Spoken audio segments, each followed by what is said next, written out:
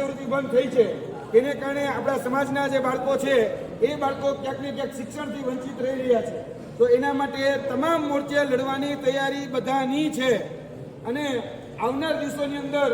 અમે તમારા જિલ્લાઓમાં આવી રહ્યા છીએ। દરેક તાલુકે દરેક જિલ્લે જે પણ આદિજાતિ મદદનીશ કમિશનરની જે કચેરી છે એ અધિકારીઓને મળી અને જે આ જે તુગલકી નિર્ણય જે તુગલકી ફરમાન કરવામાં આવ્યું છે એ ફરમાન પાછું ખેંચવામાં આવે અને સરકારનો જે નારો છે ને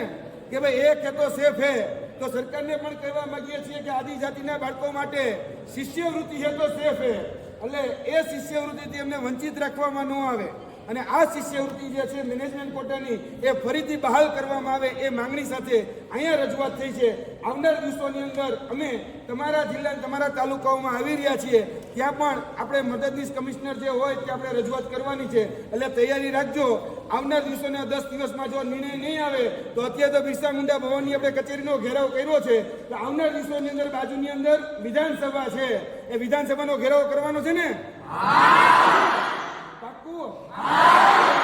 આવતા દિવસોની અંદર વિધાનસભા કચેરીનો ઘેરાવો કરવાનો થાય તો પણ આપણે બધા પહોંચી જવાનું છે, એટલે 10 દિવસનું અલ્ટિમેટમ આપણે અહીંથી આપીને જઈએ છીએ અત્યારે અને આવનાર દિવસોની અંદર જો નિર્ણય નહીં આવે તો ચોક્કસપણે આ જ જગ્યાએ ફરીથી 7 થી 8,000 ઉમેદવારો વિદ્યાર્થીઓને ભેગા કરી